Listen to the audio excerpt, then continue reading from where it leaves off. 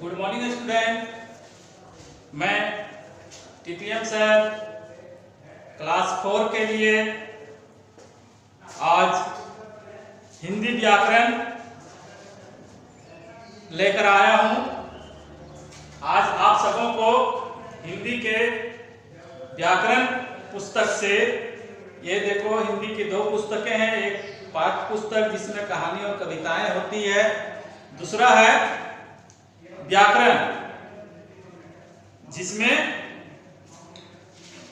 व्याकरण के बारे में और उसके रचना के बारे में हम लोग पढ़ेंगे।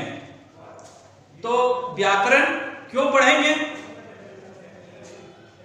व्याकरण क्यों पढ़ना चाहिए?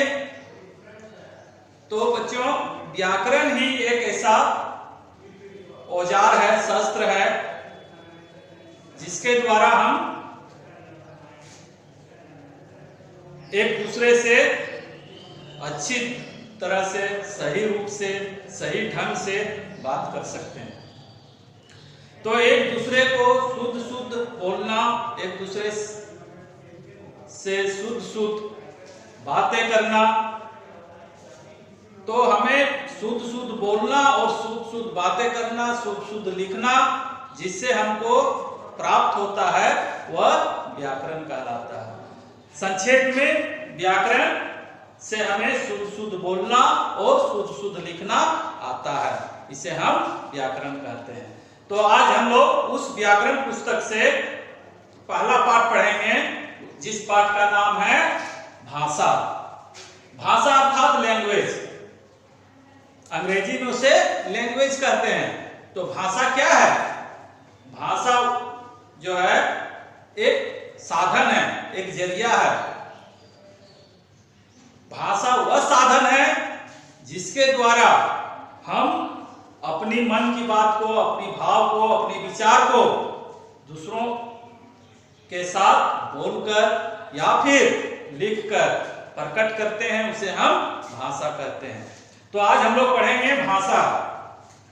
तो देश में, पूरे पृथ्वी में बहुत से प्राणी रहते हैं, बहुत से जीव जंतु रहते हैं, पशु पंछी रहते हैं, हम मानव भी रहते हैं।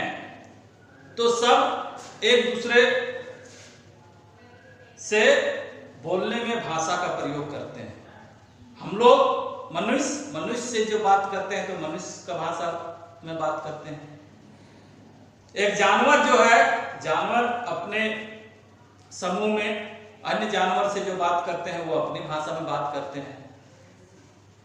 इसी प्रकार सभी अपनी अपनी भाषा में ही बात करते हैं। तो देखते होंगे, कोई बकरी है वह भी अपनी आवाज में बात करते हैं, कोई पंछी है वह भी अपनी आवाज में बात करते हैं। तो इस प्रकार देखो, चित्र में पहला है, पेज नंबर 6 में दिया गया है भाषा। देखो चित्र में दिखाया गया है, यहाँ पर एक बकरी है जो अपने मुंह से आवाज निकाल रही है। दूसरा है एक कुत्ता का चित्र है जिसमें वह भी अपने मुंह से आवाज निकाल रहा है। तो सिर्फ भौंकना या मेहमाना, जैसे बकरी में कर रही है, कुत्ता जो है भौं भौं कर रहा है, तो यह क्या है? यह उनकी आवाज है, वह भाषा नहीं है। भाषा के लिए एक क्रम होना चाहिए, एक सुनने में जैसे अच्छा लगे, जो दूसरा समझ सके। वो चिल्ला रहा है तो चिल्लाना एक भाषा नहीं कहलाता। तो इस प्रकार भाषा जो है, यहाँ पर बकरी में कर रही है, कुत्ता भौं भौं कर रहा है। अब देखो नीचे बॉक्स में दिया गया है, हर भाषा को एक वर्णमाला होती है, भाषा की एक वर्णमाला होती है, जिसे हम लोग वर्ण कहते हैं, या उनका एक क्रम होता है। भाषा की एक लिपि होती है। लिपि अगले कक्षा में हम लोग अच्छी तरह से पढ़ेंगे कि लिपि क्या है। अभी इतना ही जान लो कि भाषा की एक लिपि होती है, शब्द होते हैं, भाषा में वाक्य भी होते हैं और भाषा में नियम भी होते हैं। इधर उधर से बोल देना उचित भाषा नहीं कहलाता। इसलिए भाषा शुद्ध रूप से बोलने के लिए भाषा में व्याकरण की आवश्यकता होती है। तो भाषा में शब्द होना चाहिए, वाक्य होना चाहिए और नियमबद्ध बोला जाना चाहिए, वही भाषा कहलाता है। चिल्लाने से, में करने से, भौंकने से वो भाषा नहीं होता है। ऐसा कुछ शब्द बोलेंगे जिसे दूसरा समझ सके, वह भाषा कहलाता है। ठीक है, आगे चित्र में देखेंगे एक लड़का अपने चाचा से मुलाकात करते हैं। देखो, हेलो चाचा जी, नमस्कार। वो अपने चाचा से मिलते हैं और नमस्कार करते हैं, प्रणाम करते हैं। चाचा जी उसकी बात को सुनकर कहता है, नमस्कार रमन, कैसे हो? स्वाभाविक है, तुम अपने से बड़ों को आदर दोगे, सम्मान दोगे, तो वो भी तुम्हें आदर से सम्मान पूर्वक पूछेगा। तो लड़का अपने चाचा से हेलो करके प्रणाम करता है, तो उसका चाचा उसको पूछता है कि बोलो रमन, कैसे हो, क्या हाल है? इस तरह का समाचार पूछते हैं। दोनों एक दूसरे से बात करते हैं। फिर चाचा जी कहते हैं, मैं ठीक हूँ। लड़का कहता है चाचा जी से कि मैं ठीक हूँ चाचा जी, आप कैसे हैं?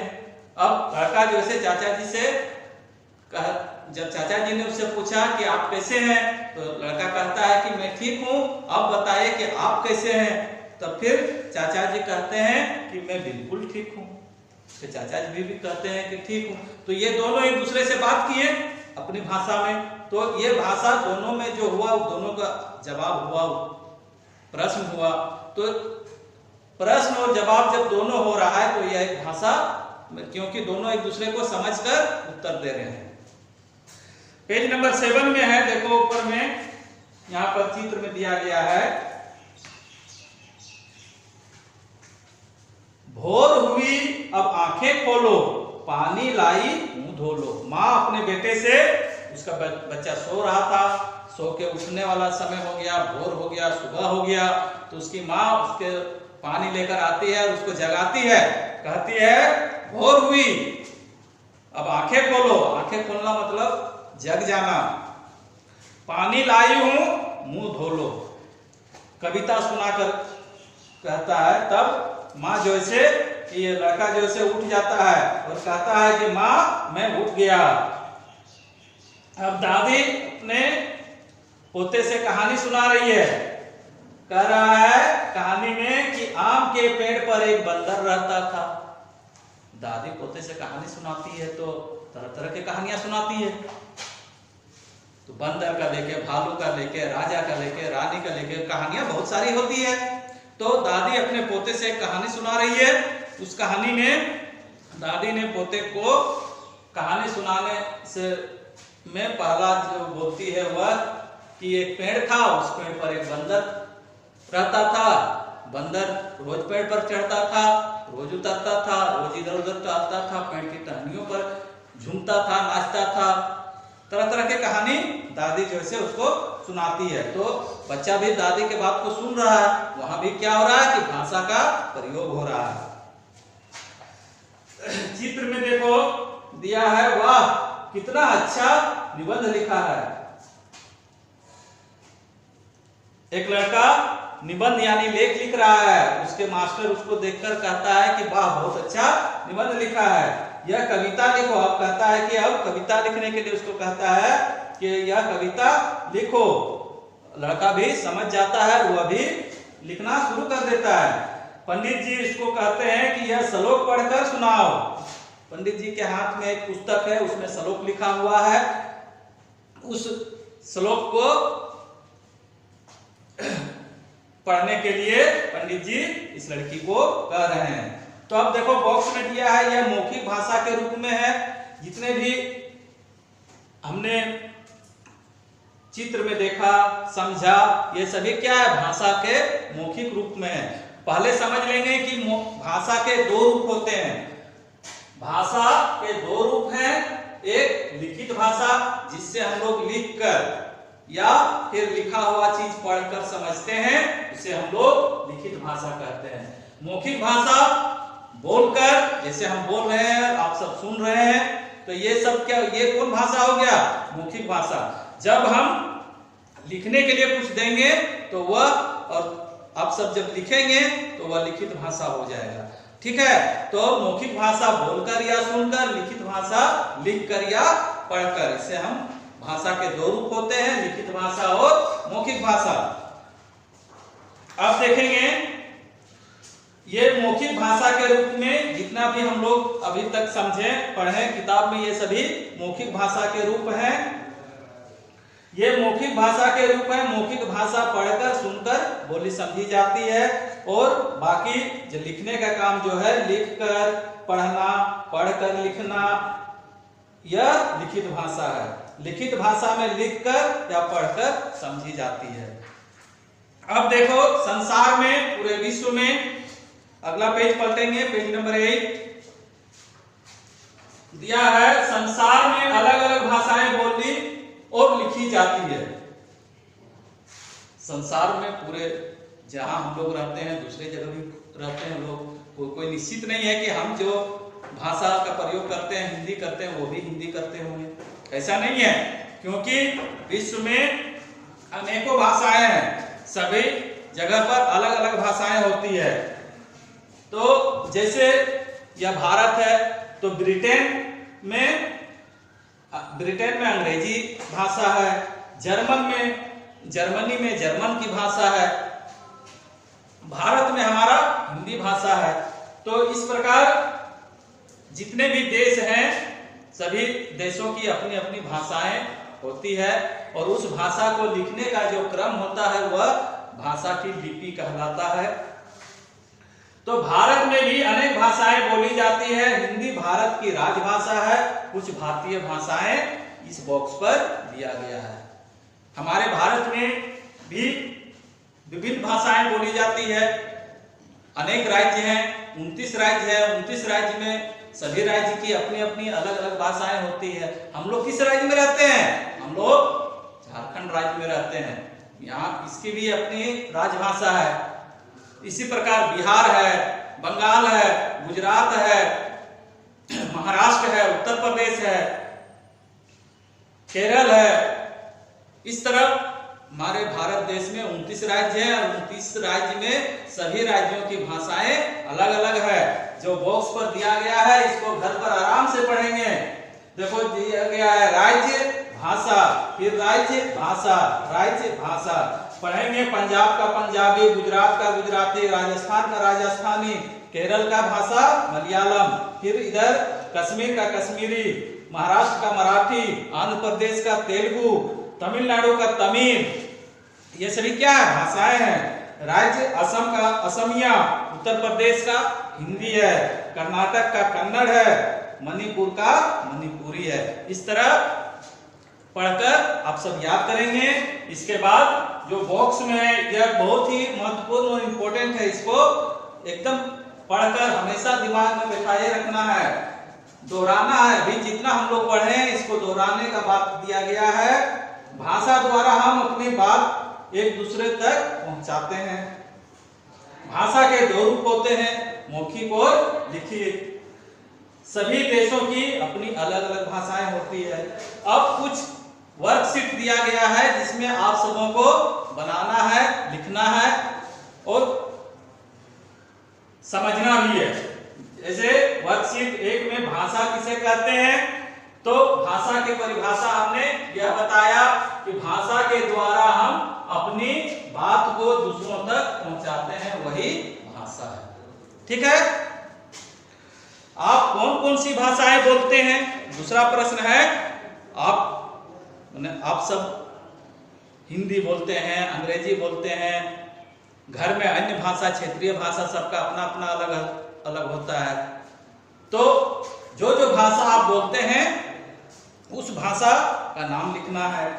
अब तीसरा में दिया गया है, अपने उन 3 पड़ोसियों के नाम लिखिए जो आपकी भाषा से भिन्न भाषा बोलते हैं, जिनके नाम के साथ उनकी भाषा भी लिखिए। जैसे अब बताया गया है, तीसरा में पूछा गया है कि आप जहां रहते हैं, पड़ोसी किसको कहते हैं? जो आपके घर के अगल बगल, आपके मित्र, आप जब खेलते हैं, किसी से बात करते हैं, किसी से कुछ मांगते हैं, कुछ मदद लेते हैं, वह सब क्या है? पड़ोसी है। तो अगल बगल में रहने वाले पड़ोसी मित्र भी आप सबका है।